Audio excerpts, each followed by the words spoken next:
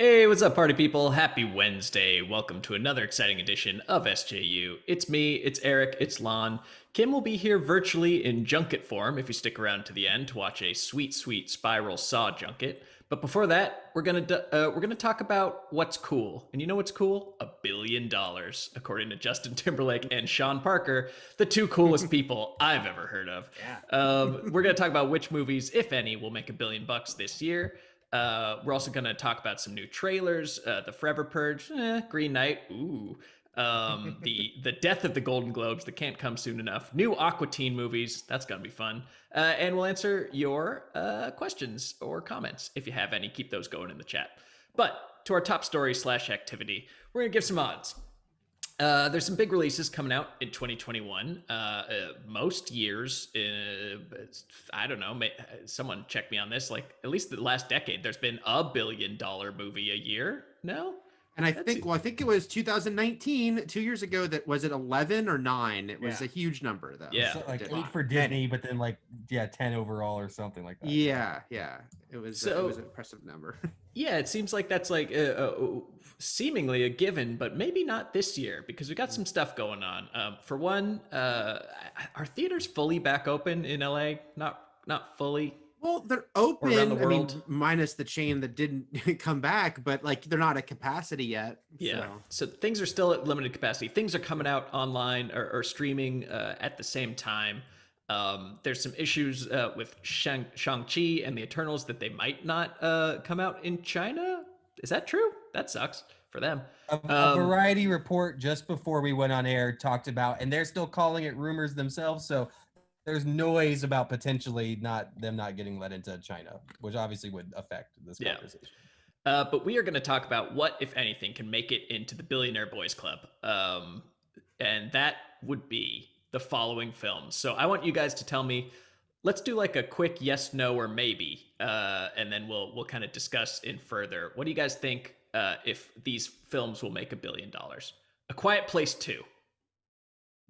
No, that's just a full no. I mean, the Quiet Place 1 didn't. It was a hit. It was a solid hit, but yeah, I think it'll do well. I mean, I think this is one of those movies that's maybe like we've been waiting for it now so long. It kind of feels like, have we waited too long? Are people even into this anymore? Because this was a movie that was supposed to open like right as the pandemic started. So the hype train had already left the station a year ago. And I almost feel like there are some of those movies that me feel like they just kind of got left behind. Like they missed their cultural. And like, yeah, Quiet Place, Bird Box, and that Apple TV series, it feels like the ship has sailed on sensory deprivation, horror, action, adventure movies. Yeah, I just feel like it's been long enough now since the first Quiet Place that, is the enthusiasm still at peak for that world.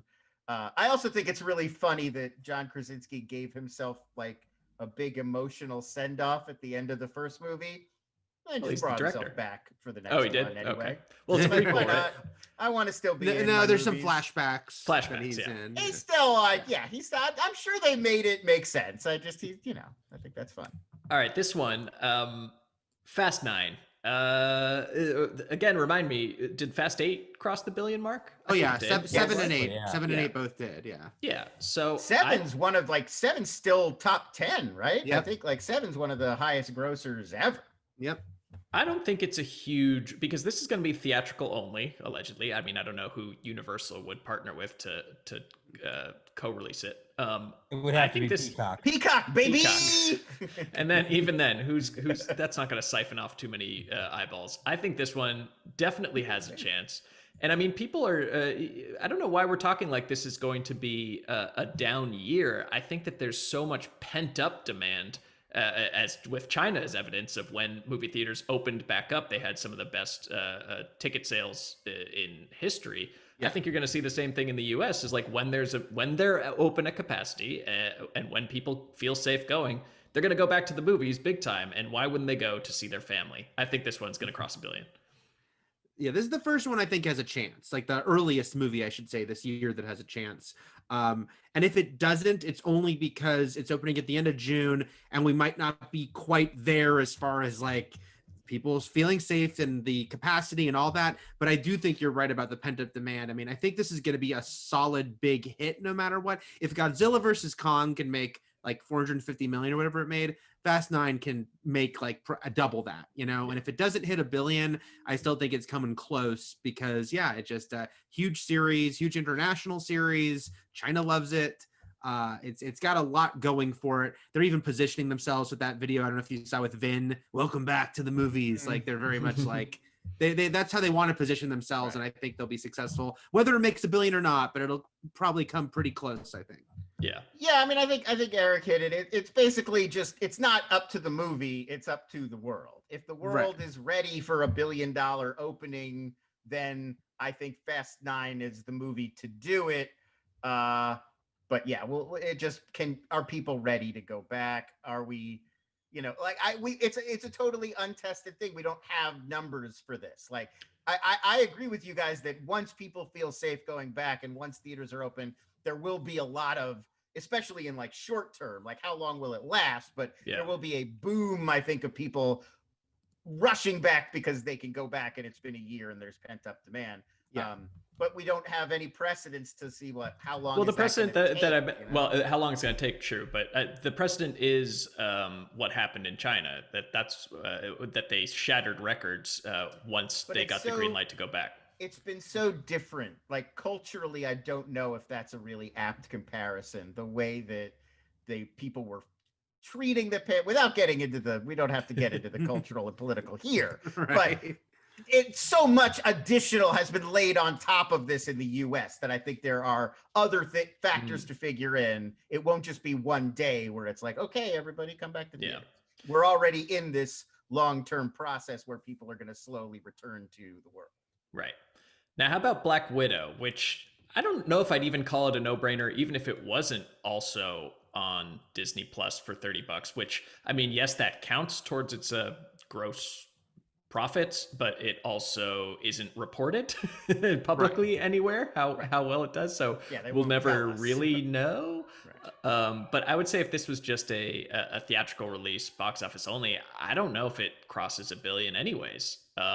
Just looking at like stuff like like an Ant-Man or that tier of Marvel movie makes like $500 to $700 million worldwide.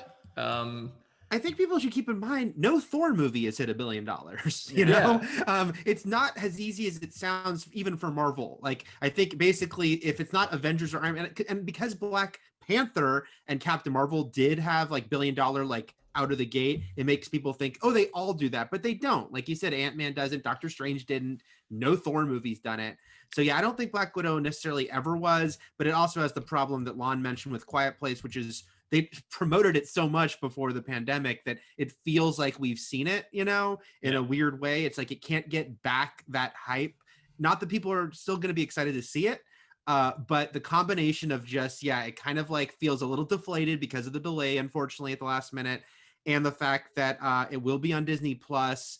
I just can't see it getting to $1 billion with all those factors. Again, I think it'll make money. It won't be a bomb, but I don't think it'll be a huge. To throw just even a tiny bit more water on it, I'm looking for. I don't mean to dump on Black Widow, but it's a prequel about a character whose fate we kind of already know, and I think a lot of what drives people, not necessarily to see Marvel movies, but to go like opening weekend right away, I gotta see this, is that it's moving this grand epic storyline that we're all following forward, and you want to be the first to know what happens. And I'm sure there will be revelations in this one, but it doesn't feel like one of those movies that's really moving the MCU story forward because it's taking place in the past about a character and we already know what happens to her. So I think that may impact the amount of like, I'm going to rush out and see this right now versus I'll catch it when it pops up for free on Disney.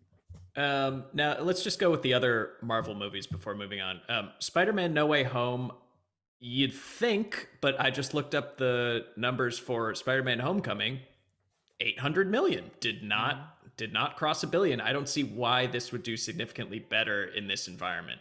Oh, but Far From Home was a big jump. the next Yeah. one. Far Yeah, From that Home. one. Did Far From Home cross Yeah, a it beat? did. I believe it did. Oh. And the other thing I was going to say is this one does have that additional Ooh. layer of hype of everybody coming back, and are they bringing Maguire and Garfield back? And if the hype train on this one is, oh my God, crazy surprises, you got to see it.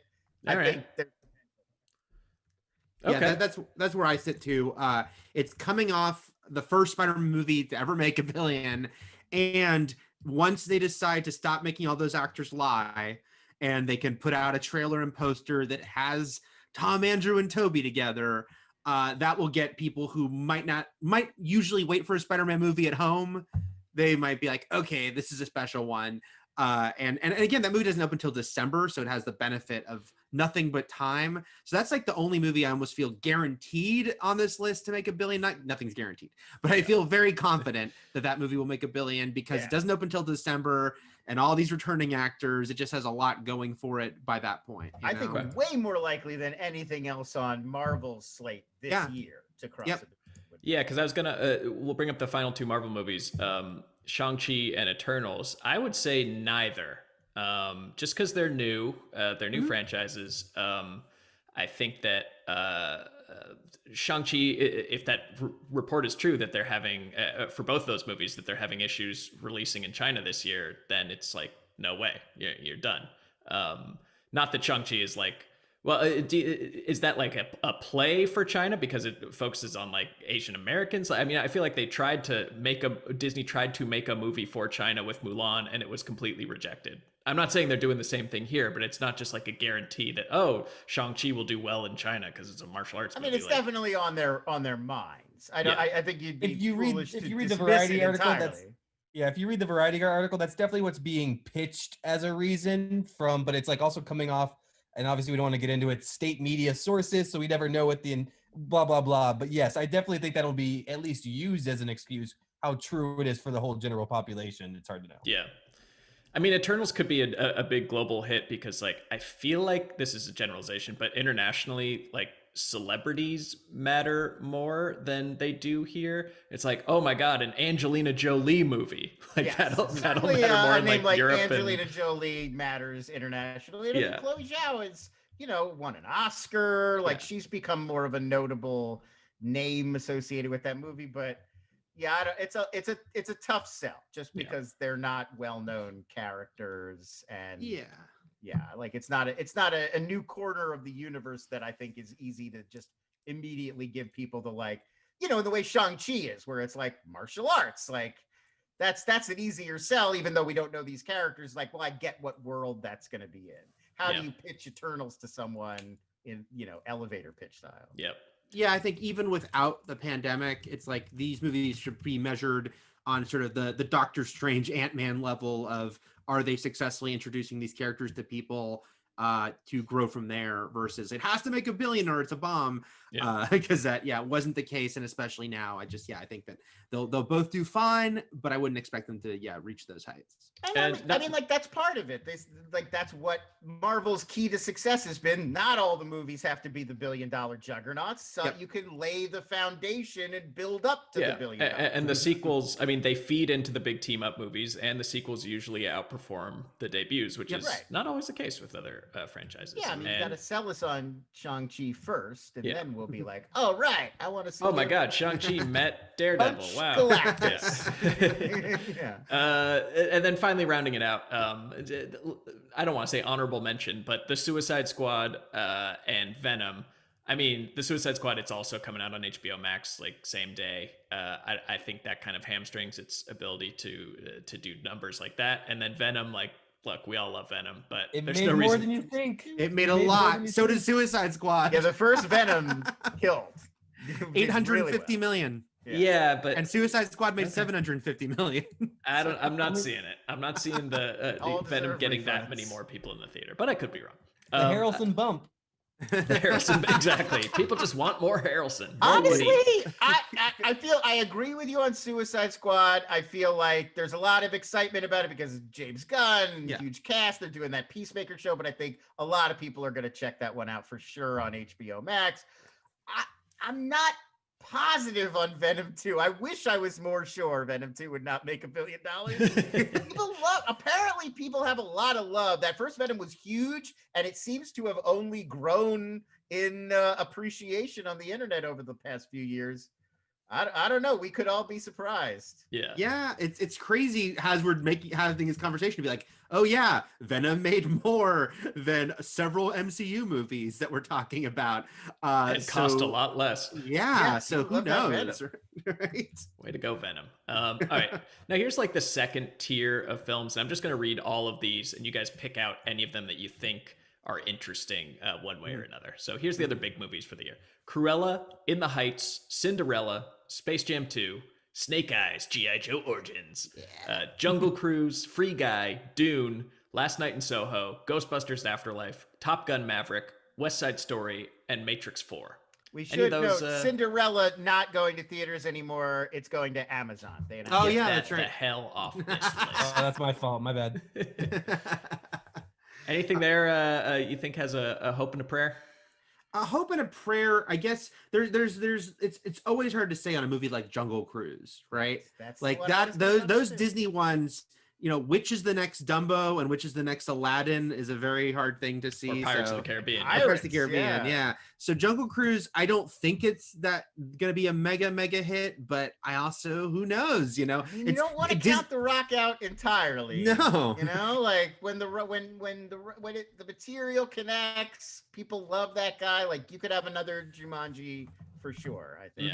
Yeah. So that seems maybe the Jungle Cruise. Yeah. When looking at that list. I mean, does something like West Side Story translate internationally? Like, I feel like if there's one movie musical like beloved around the world, it might be that one. And Steven Spielberg still is a draw. I was going to say something like In the Heights is probably going to be more playing to U.S. crowds or people who love the show.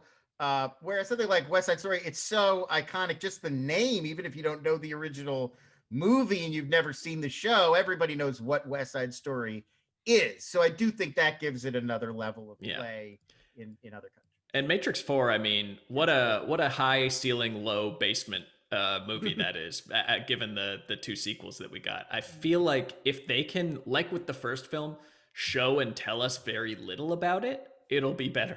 Like people will see it out of the sheer curiosity factor. People are going to want to see more architect, less architect. What are you talking about? I just want the architect talking to me for 2 hours. It's just the architect and the Merovingian. They're the only two characters they brought back, oddly. I was like, no Neo or Morpheus? That'd be an amazing title. Really just the twins. I think Master, right? Maybe that's a guy. Just showing us that there's going back into the Matrix, and that's all we get. I think weirdly this could be another word of mouth, like let's all get back in, let's all go back in together, rather than well, we've seen that before, it looks lame. So I think that one's got a chance. Maybe, I mean, my heart says Dune, but my brain says not a chance in hell. And both those have the HBO Max factor. Right. Does Dune break 100 million? Is the question. Does Dune make any money back? Will Denis Villeneuve ever work in this town again? Is the question. I love the guy, but I love him too. But some of these have to start making money, right? There's only so many of us. Yeah, he can only spend so much of a studio's money. Like, all right, next it's a remake of Life Force, and they're like, all right, get the hell out of here. Well, there you go. I don't know what our final tally was. I think we kind of agree F9 and Spider-Man are probably our top picks. Yeah. So hold us to it. Let us know if there's any surprises at the end of the year. Thank you everyone for watching. Like and subscribe if you haven't, and hit that bell, because that way you'll never miss another thing like this following story. All right, segment number 2. We got some trailers. We got some trailers for some good new movies. It's exciting when new films come out, because we get to see little peeks at them. And how do we feel about the peeks we got at The Forever Purge and The Green Knight? I will start. I like the Purge series. I think it's fun. I don't take it too seriously, but I think that they try to, in an interesting enough way, take on, current societal ills through the medium of horror. Or action horror at this point. And this looks like another one of those. I really like the first two. I heard that the third is is very divisive. So I'd like to see that before I really know what to expect and if I'm going to like it or not. But I'm tentatively into another Purge. Did you see the fourth one? This is the fifth one, Spencer. Oh, this is the fifth? Where you The been, fourth was Oh, the crap. prequel. Yeah, Oh, the crap. first Purge. The first Purge. Okay, so I'm two purges Oh, behind. God. Plus the USA show, of course. And there's Oh, the 2 seasons crap. of the USA show. So Well, I've enjoyed the purging that I've done to this point, so I wonder. I'm not against more purges, but Eric, you've probably seen all of them. What do you feel about having another one?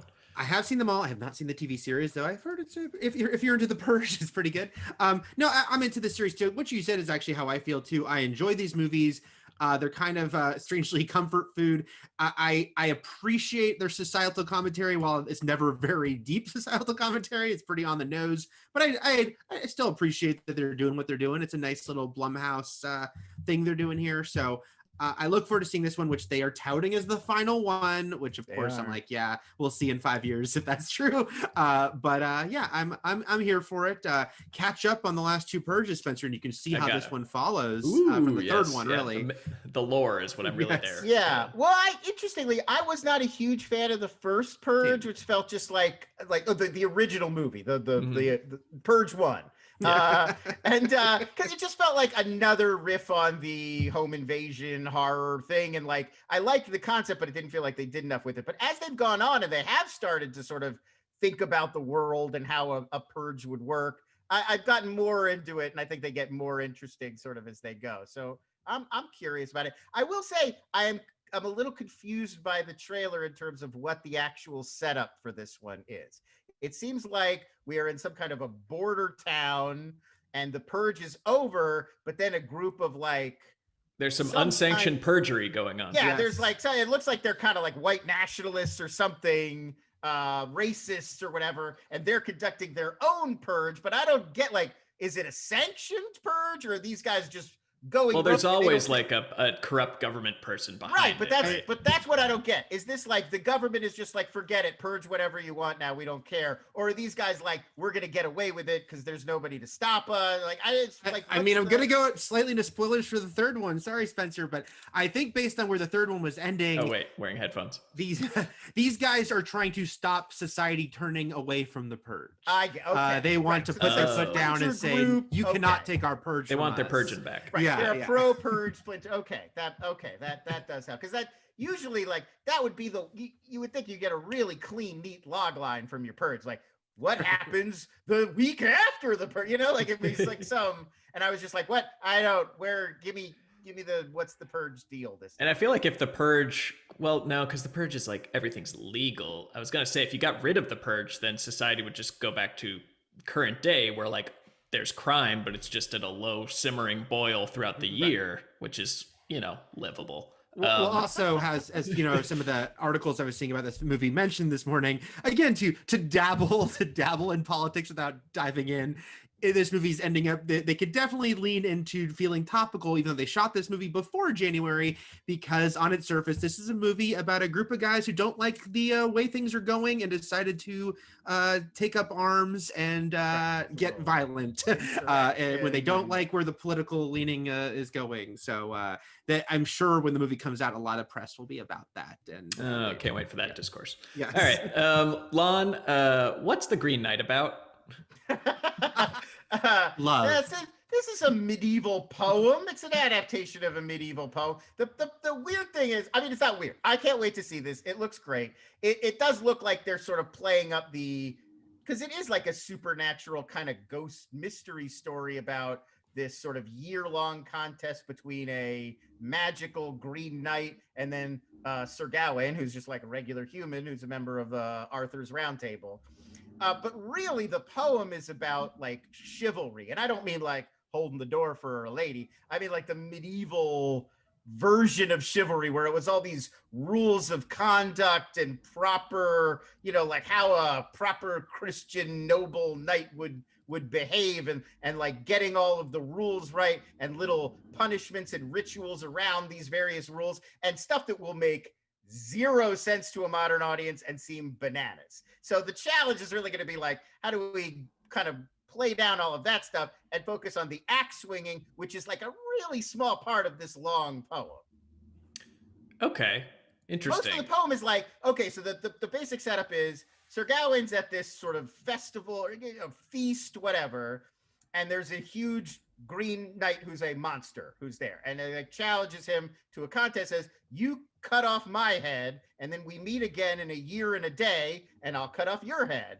And they're like, it's a joke, because how not possible. So Sir Gawain cuts off the thing's head, and then it picks up its head, and it's like, all right, meet you in a year and a day, idiot. Good job. So a year passes. Sir Gawain goes on this journey to the Green Knight's castle. But then when he gets there, a lot of complicated stuff happens. He and the lord of the castle, who's not the Green Knight, make their own separate deal with their own rules. And then the lady of the castle tries to cheat on her husband with Sir Gawain. And he's like, no, no, no. And then there's all this back and forth until eventually you see the face-off again in a year and a day. And we find out what happens.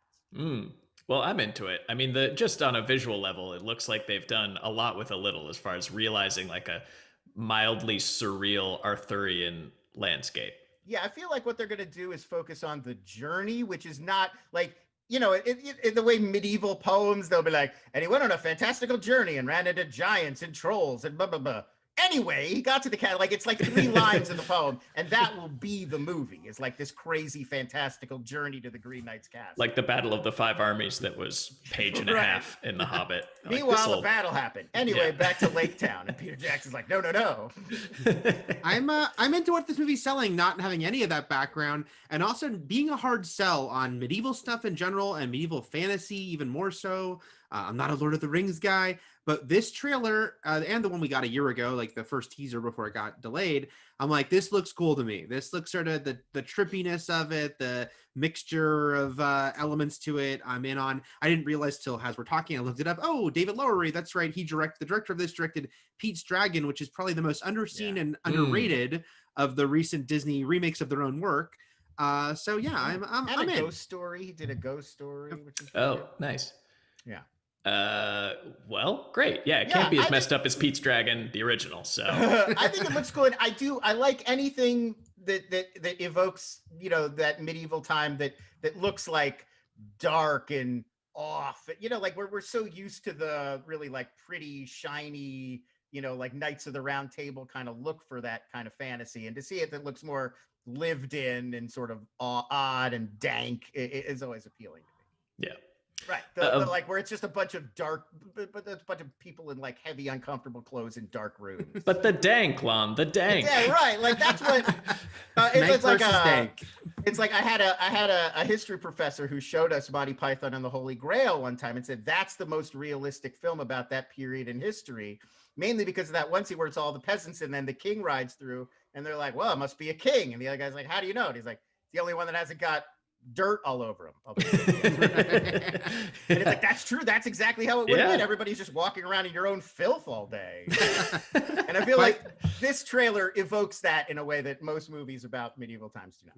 By the way, David Lowery's next movie is Disney's Peter Pan and Wendy. So I really hope he keeps this career going, but maybe it'll be great. But I want this strange career of like Disney remakes that are better than expected, hopefully. And then just his weird ass shit. Just like, you know, yeah. Love it. All right. Yeah. Keep it up. Fine. I'd love more one for him, like, one for me. English, you know, like my background in studying like the great works of the Western canon would finally start to pay off. Like all the time I'm being asked to talk about Marvel comics I don't know, but finally Sir Gawain and the Green Knight. Your time is here. Fairy Queen after this? Canterbury Tales. Yeah, Reloaded. We're on my territory now. Like, did you guys catch that Easter egg? To Paradise Lost? No, you didn't. All right. We're running low on time, so I'm just going to say NBC has dropped the Golden Globes and nobody cares. Moving on to Adult Swim movies, which I want to talk about. Everybody cares. They're making movies for Aqua Teen Hunger Force, Venture Bros, and Metalocalypse, and I'm delighted. They're going to be released on VOD and Blu-ray 90 days before coming out on HBO Max and Adult Swim. And I know this is like, you know, bait for guys in our age range, but successfully baited. I mean, I would love to watch new movies about all 3 of those things. If we're not going to, I think it's actually better than getting shows at this point, because like it's hard to get the whole band back together for and like keep things running and get everything spun back up. But like a one-off movie where you can tell a contained story and tie up loose ends, hell yeah, dude! All three of those shows are fantastic, and this is just the cherry on top. I mean, our buddy Joe Starr joked on Twitter about Venture Brothers will be delayed and come last because of that show having infamous delays between seasons. But this is probably another good reason just to ask them to make a movie, just for like, and which will probably be like 80 minutes, you know? Yeah. So it's like, just do the one movie, guys. We don't need a full season. Yeah, I mean, when they announced that they were canceling more, they were going to do more seasons, I felt like at that moment it seemed to make sense to like, well, if everybody still wants to do it, obviously like a new season of TV is a big order, but like, yeah, make like 2 or 3 specials or something. Why not? Like, it seems like that's what they've been doing with what's it called? Adventure Time on HBO. Right. Yeah. And I think that model is probably working pretty well for them, and that's what encouraged them to go back and do more, you know, extend the life of some of these Adult Swim properties that, yeah, maybe it doesn't make sense to do 10, 12 new episodes, but like one 85-minute thing you could put together.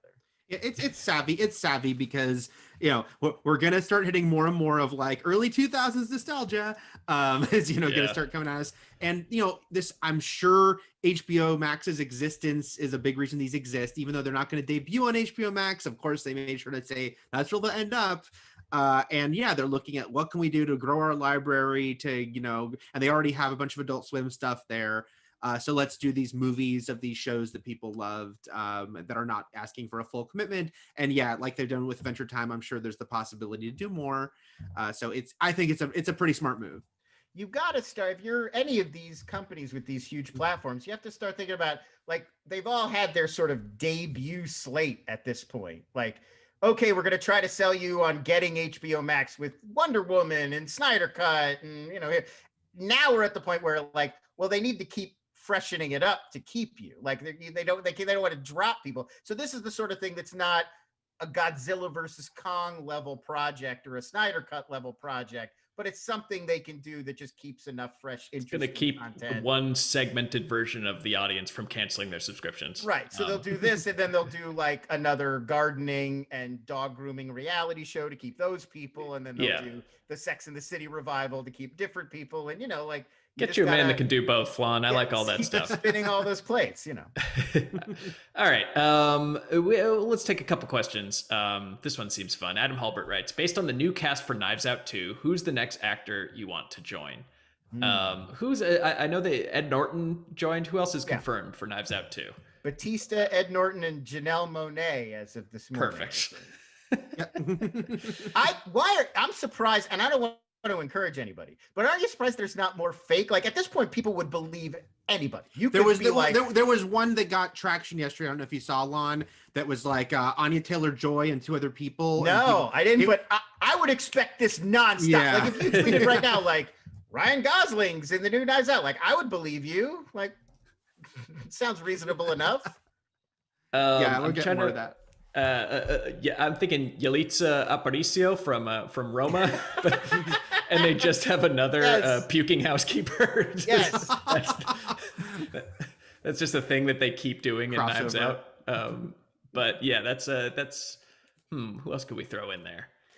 Well, we also got the question from Lovetto and who specifically mentioned one person as a possibility being Adam Driver, who of course Rian Johnson worked with on Last Jedi. Would make sense. Actually, it would be kind of fun to get like a bunch of Last Jedi cast members, like bring in Daisy Ridley, Laura Dern, Adam Driver, like Mark Hamill. Yeah. The big one to me that feels ready for Knives Out that was in Last Jedi is Benicio del Toro. Oh, sure. He seems like a Knives Out player. I would also say in the Lakeith, the like detective who is Benoit's right-hand man in this one, I could definitely see Jesse Plemons in that role as like the local guy who's learning at the feet of the master. Yeah.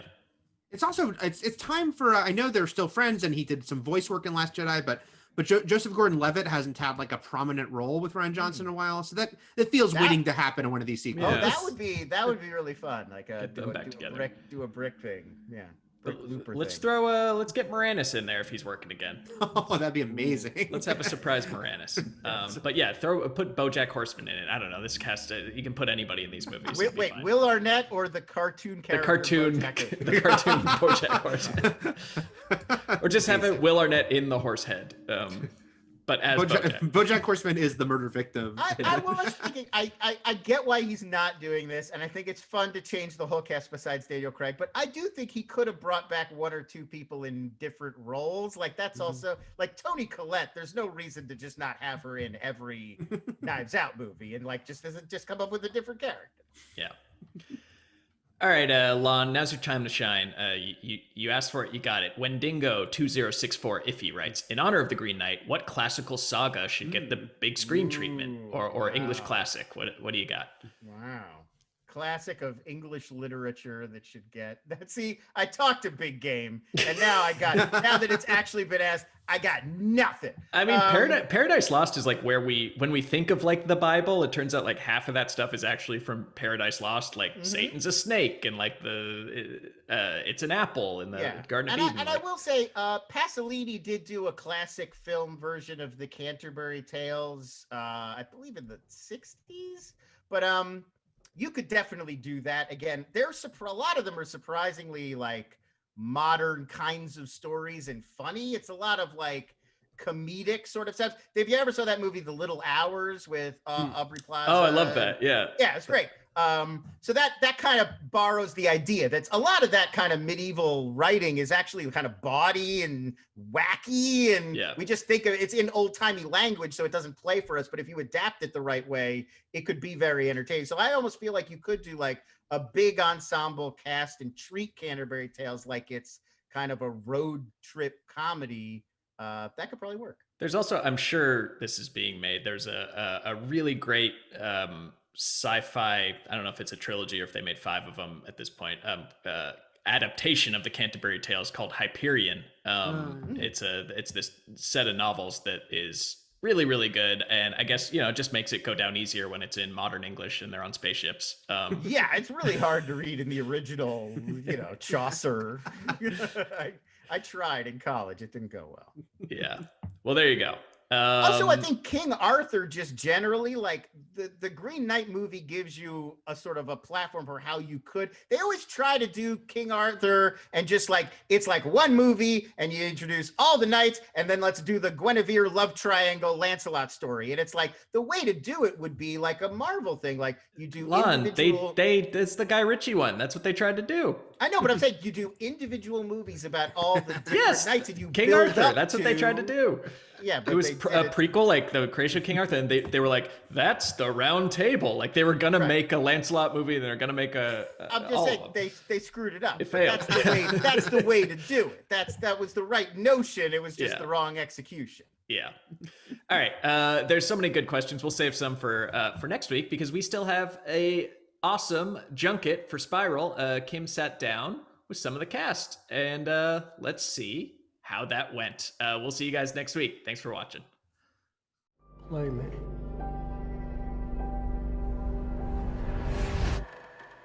What was it about Spiral, Max, that made you want to join the Saw franchise? Well, I mean, before I'd read the script, I was just sort of very intrigued by, the notion of Chris Rock being involved in this legacy of movies. It felt like a really exciting combination of talent and material. I'll jump straight in with a question about Samuel L. Jackson, if I can. He must be up there amongst your dream cast members. How did you persuade him to join the franchise now? I have no idea, and I asked him that right off the bat when he showed up. I was like, "Why are you on a Saw movie?" Like, I was so just completely blown away because I did grow up watching this guy, and I can't count how many times I snuck out of school to go see Pulp Fiction in the theater. He was such an influential voice in shaping me as a filmmaker. So it was, it felt surreal and crazy. Even my parents flew in town from Kansas to go to Toronto to see Sam Jackson on set. I mean, he's just a legend. Who tests the traps? I asked Max this and he wasn't sure. Do you know? Isn't it us? I think it's us. I think they're winging it. I don't know. It's probably us. Maybe that's why they have like safety people hanging around and they're like, okay, good, that didn't go bad. Maybe that's what happens. So I don't know. The realization is just has just dawned. You thought maybe they were tested, but now you're realizing it was. There's a bunch of guys behind the scenes that are going, God, I hope it works. No, I don't know. I have no idea. The Saw franchise itself, I'm wondering whether you've seen all of the films and what your favorite trap is. Well, I did before we started shooting this. I made sure that I'd seen all of the films and had proper context for it. My favorite, maybe I'm just sort of biased towards Spiral, but my favorite trap is the subway trap in Spiral. It's an amazing feat of engineering, and they built the whole subway station. It was so cool to see it in person, and it's very inventive. It's a very clever concept. So that's my number one. The plot lines of the franchise are typically very twisty-turny. How secret did you keep things from the cast? We didn't give the script out at all. I don't think specifically the last 15 pages to anyone outside of the main 4 actors. And I think any of the day players never got the script. They would only get their scenes. None of the police officers in the film that were not Max, Chris, Maricel, they got, I don't think they even got the last act. So we would do that, because here's the thing is, when you're making a movie like this, people leave their scripts on set. You're at Video Village and there's your script just sitting there, or you leave one location and you leave behind pages. So we were very careful about not letting that happen. Do they make sure that they would work in real life? I think they do. Yeah, I know that most of the traps are kind of functional, which is terrifying. Yeah. Did you talk amongst yourselves about what your worst trap nightmare would be? You'd think we would. I've been asked that question. To answer it, if you're interested, I'm not scared. I'm terrified of bugs. My biggest nightmare would be like trapped in a room with really big, creepy, crawly things, and they have to crawl on you, and it's just bugs. It's insects in general. It's something about them. They're not from this planet. There's just something wrong. That would be my worst nightmare. Finally, just wanted to ask, what's your favorite trap from the franchise? So it changes. I'm gonna give you 3 answers. The one that I think is the best is the needle trap, because it's so simple. It is just simple. You look at it, you know what it is. There is an inherent fear of needles or sickness or germs, and I think those 3 things all are encapsulated in the needle trap. From a disturbing standpoint of one that just fucked me up, it's called the rack. It's in Saw 3. It's the guy who gets twisted around by his arms and legs and the cross-like thing. That one to me is just fucked me up. The one that I think is the most mean-spirited, the one that I think is just horrible, is the wax trap in this one, because it's basically being waterboarded with wax, and I think that is. It's no good. Like, no good.